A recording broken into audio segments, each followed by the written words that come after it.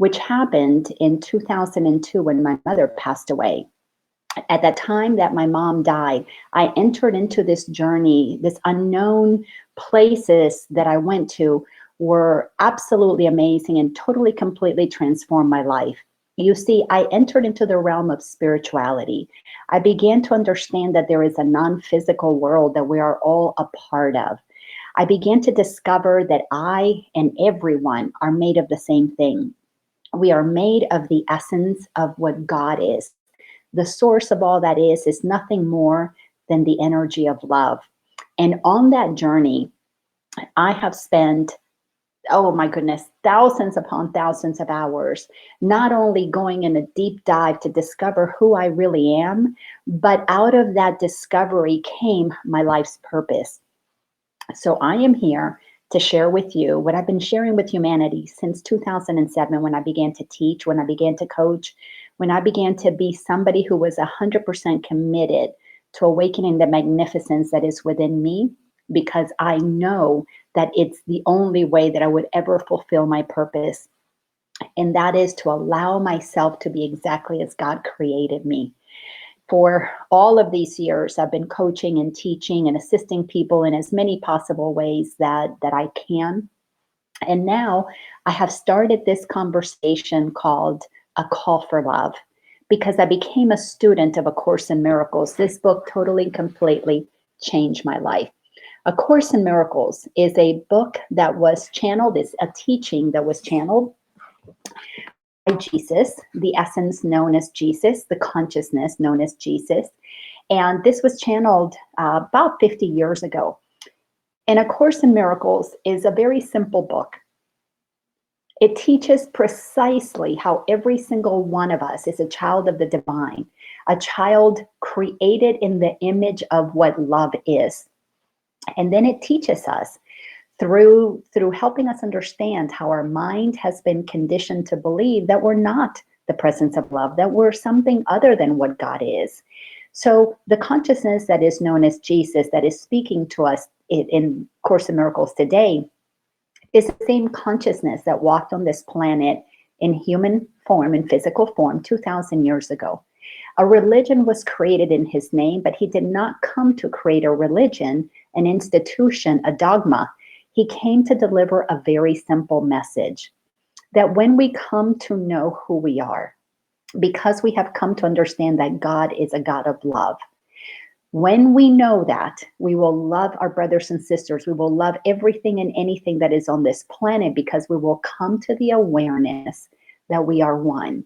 Now, for me, this journey has been a journey of almost 20 years of going inside, of looking at the layers, the beliefs, the ideas that I had about myself, all indoctrinated into me through my human experience.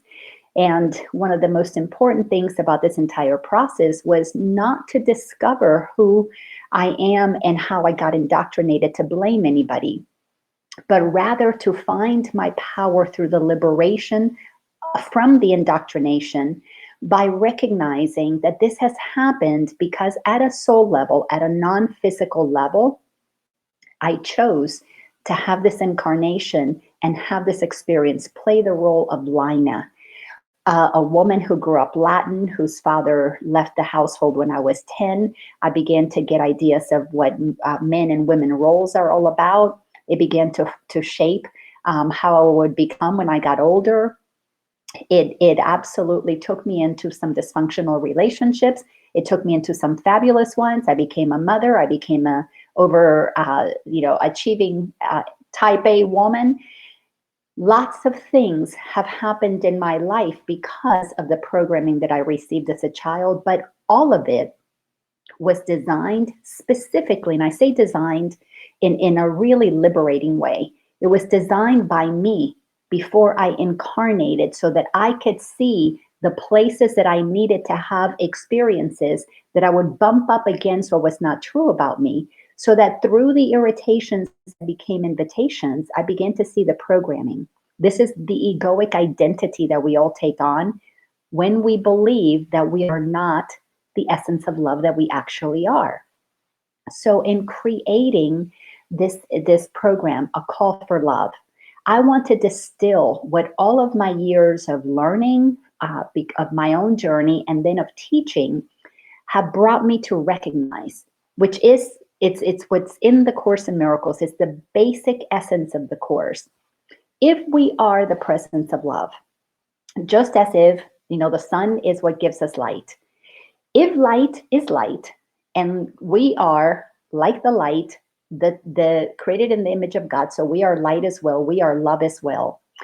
When we are not expressing that light, when we're not expressing that love, it's because there is an absence of it. Just as when there is darkness, there is not a switch that turns on the dark, there's just an absence of the light. So A Course in Miracles wants us to understand that we are created in the image of love, and if love is not present, there's simply an absence of it. It's been blocked. There's a veil between our awareness of love's presence and who we are, what we're thinking.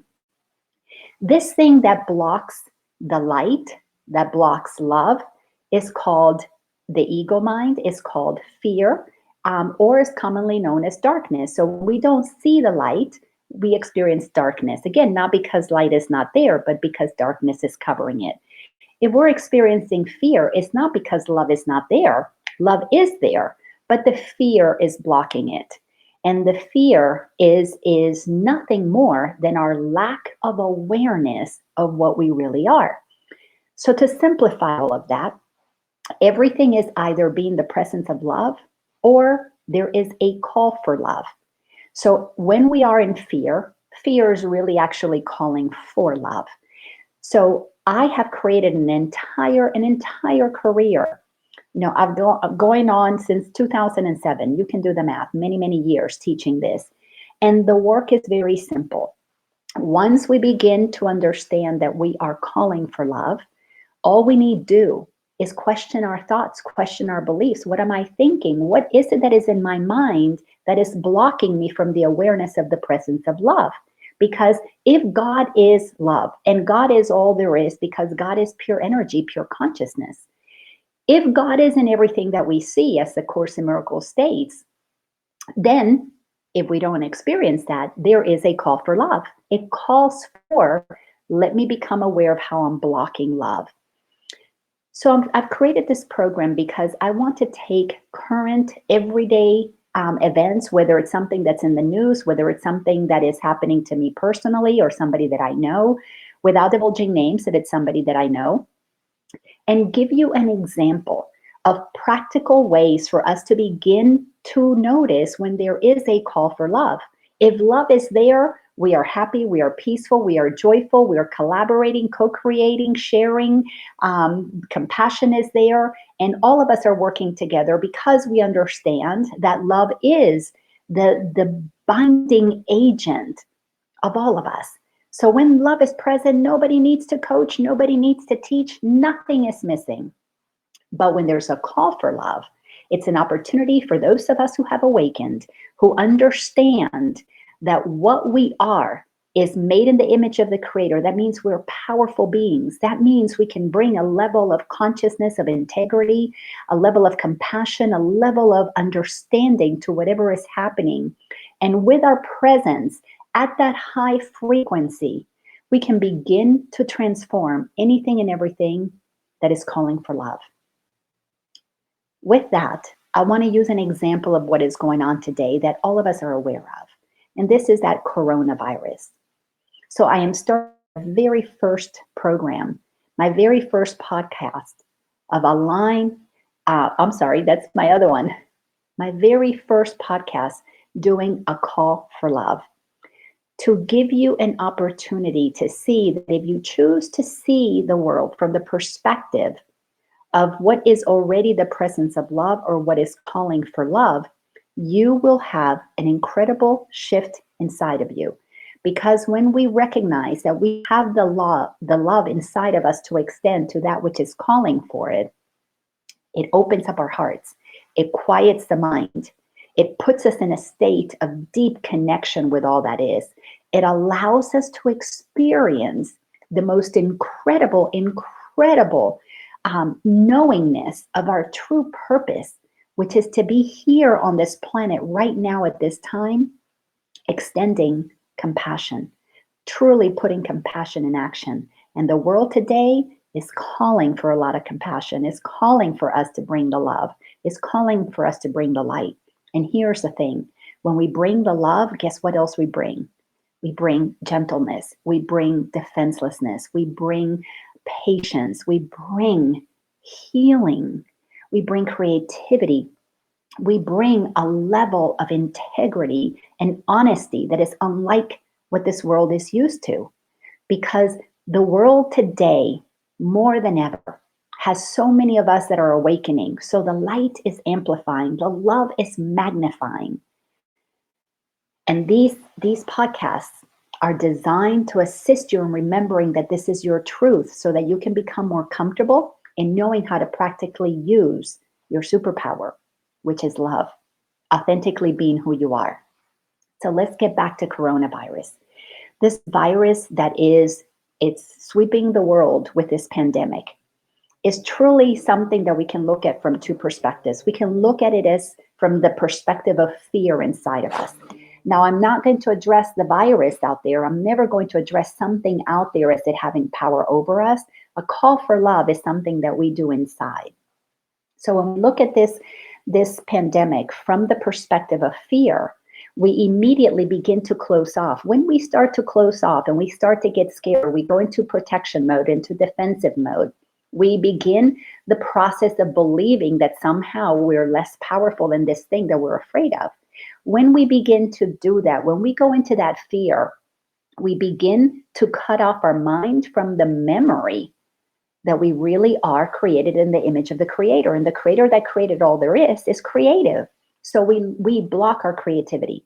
As we begin to block our creativity, we begin to block our ability for self-healing, the energy of well-being that is our natural state. And most of us who get sick only because we're not remembering our superpowers. And the density of our believing something that is not true, the fears, the concerns, the worries, the judgments, all of those ugly, dark things that we think about in our head, they go to our body because it densifies. It's of a lower vibration, which means it's thicker, denser. So let's get back to you. Let's get back to me. If I am afraid of this virus, and this pertains to anything, but if I'm afraid of this virus, I cut off my ability to ask the creative source of all that is, and you can call it whatever you want. You can call it God, you can call it spirit, source, Buddha, Barbara, Bambi. It does not matter what you call it. It knows what it is. And being eternal, being omnipotent, and omnipresent, it is everywhere, always available for us at any time. But we cut it off when we go into fear. Yes, we might say, oh, God, please come help me. But God does not listen to that because God has given itself, its presence, it's inside of us. So we activate God inside of us when we love ourselves enough to acknowledge how powerful we are. Now, it takes a whole lot of training. It takes a whole lot of time, years and decades for many, lifetimes, in fact, for all of us, to begin to question those fears, to get comfortable enough that you become aware of the thoughts that are in your mind. You can begin to accept it as, oh, I've got a fear. I've got something in my head that is causing me this discomfort. When you can begin to question those thoughts in your head, you can then begin to create a space between you and the thoughts. As you create a space, you begin to become the presence of awareness that is aware that inside of you are two thought systems. There's the thought of fear and the thought of love. There's the thoughts of our ego mind, which is all of the programming, the conditioning that we have learned to believe and accept as true. And then there's that intuitive knowingness. There's the part of us that comes to us automatically. We didn't learn that. That's a state of beingness. So when you can become aware, be the presence of awareness, aware that you have options, then the options are very simple. Are you feeling love? If you are, you're at ease, you're at peace, you're certain, you're confident. You know that whatever is happening out there, you are absolutely entitled to receiving guidance, to receiving your next best step. But when you're not in that place of love and you're in fear, You feel tight and tense, you condense, you defend yourself, you protect yourself, you immediately think that you're weak and something can hurt you. Well, when you do that, those are thoughts that you have learned. You've got to begin to realize that you have an option. You can shift from the density of fear and lift into the higher frequency of love. So the coronavirus, when we look at it from fear, it's a call for love. If you're in fear, love is not there. And this fear will cause you to go into panic, to stress your body out, to send those chemicals through your body that begins to make you tense, stressed, inflammation begins to happen. Other things that may have been illnesses in you get activated, get uncomfortable. You stop being able to be rational. You cannot think clearly. You lose your peace, you lose your calm, you get anxious, and in that anxiety, you become like a caged animal. You will not be able to deal with whatever's happening because that fear will paralyze you. But if you become the presence of awareness, you can use that fear to propel you to the place where you'll be able to do something about what's happening. And that is to make a decision. What would love do? This is calling for love. I just went tight and tense. That means I need to bring some love to myself. Maybe hug yourself and just say, I want to see this differently. I really want to perceive what is happening through the eyes of love. It is calling for me to, first of all, love myself enough to not allow fear to paralyze me. Rather, I want fear to propel me towards a greater awareness of what's possible. And when we allow what is happening to become a call for love, what begins to happen is miraculous. This is what the Course in Miracles is all about. It's a course that helps us train our mind to shift our perception from fear to love. Because when we align with love, we align with God itself. And God is in everything we see. God is in the angels, the guides, the intuition, the source. It's in the air that we breathe. It's in the plants, the rocks, the sky, the moon, the planets. And the energy that God is the energy of all that is. It is intelligence itself expressing itself in physical form as you and me. And when you decide to love yourself enough, recognize that this is calling for your love. A peace will come over you. And in that peace, your work is to ask and expect to get an answer, because the presence of love wants to flow through you. And this coronavirus is asking you to send love to it, because it is a projection of what humanity has descended into. And because it is a projection, it is something that we have created in essence as an opportunity. Everything in this planet, according to A Course in Miracles, everything in this world that man has made is all giving us an opportunity for us to see ourselves. Anything that is uncomfortable is an opportunity for us to see ourselves. It's a call for love. So when we look at this virus and we take it as this is an opportunity for us to see what have humans done? How have we contributed to this situation that has caused deaths and that has caused destruction? Well, the only reason there is death, according to the Course in Miracles, is because we haven't aligned with the truth of who we are, an eternal, non-physical being. To accept our eternalness means that we stop being identified with these bodies. The peace that passes all understanding comes from not identifying with form and rather being informed by what's happening. And this virus, if you don't look at it as something physical, but rather you see it as a projection of what's inside of you, it's energy. But that energy can become dense and hurt, or it can be light and it heals. So this virus is calling for us to make a decision. How are we going to look at it? Through the eyes of fear, it's scaring the crap out of all of us. It's making us sick. It's making some even die. When we look at it from the eyes of love, it's an opportunity for us to realize that, yes, we need to slow down.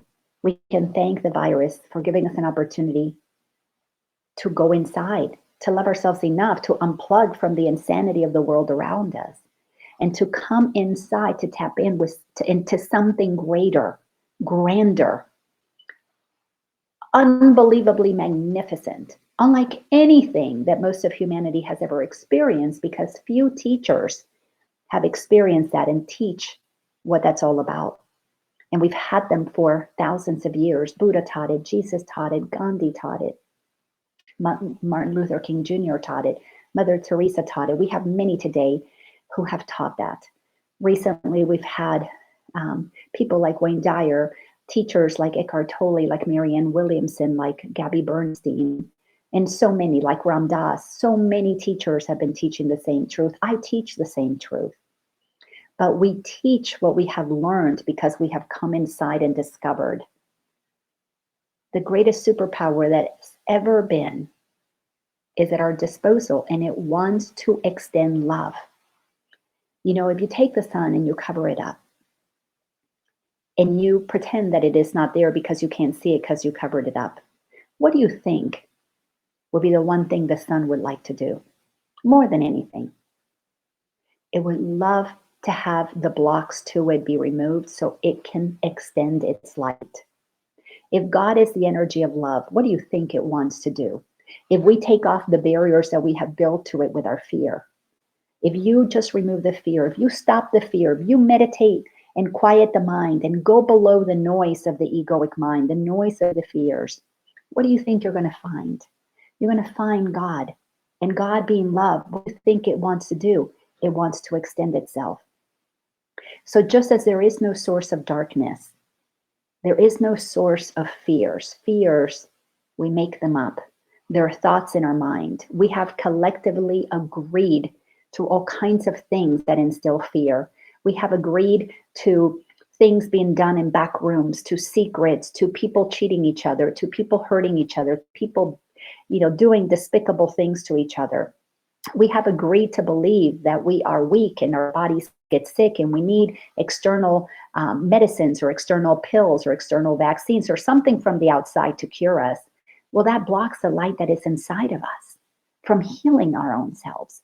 Where do you think spontaneous remissions come from? They come from deep inside when we don't block the mind with ideas that are not true, with fears of sickness and dying. When we allow what God is inside of us to radiate that healing power, that love, that source of all that is delicious in the world. If we align with the power that is inside of us, not a one of us could possibly ever experience fear again. But for us to get to that level of total and complete alignment and trusting the source that is inside of us, we have to see whenever there's a call for love and see that as an opportunity for us to see all the blocks that we have built against feeling the power of love. So I want to leave you with this final thought. You have everything that you need to be able to make a decision, to perceive things from fear, to perceive them from love, to perceive things from you believing that you are weak and something outside of you can hurt you, or to perceive yourself as strong and in alignment with the power of the creative source of all that is inside of you waiting to be unleashed by you. You can perceive yourself as small and insignificant, just one person out of 8 billion on the planet, that you're not that important. Or you can perceive yourself as a ray of the sun, equally as important, as a child of God, as a child of source, as a divine being, that just like Jesus, who came to say, I and Father are one, and so are you. When we begin to align with our holiness, when we begin to accept the truth of who we are, we become not only healthy beings, but we become kinder, gentler, more compassionate, more creative beings. And you, just as I know that I did, because if I could do it, so can you, have in you the ability to change your mind. That is all that is being asked of you. And in this time of a great shift in consciousness, this whole planet is shifting. We are all ascending to become more of what is possible for us. And this planet that is putting off all the blocks to its magnificence, results of the ways that humans have treated this planet, whether it's through viruses, through earthquakes, through tsunamis, through whatever means are necessary. It is going to expose for us out there so that we see what we have done to the planet, what we have believed about ourselves in here. When we can begin to look at that as a mirror, all that is being asked of us is for us to make a choice. Do we want to do it that way from fear, or do we want to do it this way from love? You have the power within you. It is called choice because you have free will. The creative source of all that is loves us so much that it created us with total and complete free will to choose whatever it is that we believe we should do.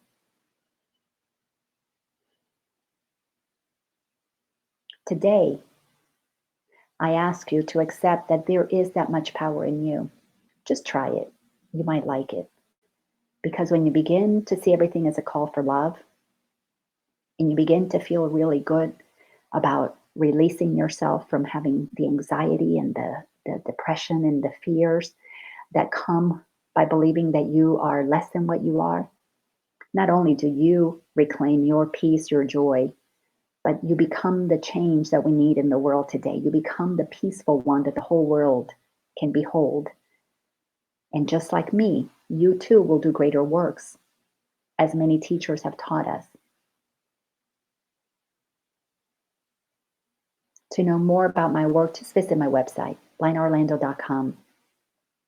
I offer so many things on there to assist you. A free course called The Soul's Journey that will help you understand how you came to forget your magnificence, how your mind was conditioned and developed an ego, and then the simple steps to ascend through curiosity, to unlearning what no longer serves you, remove those blocks, and reclaim the wisdom that is your true gift.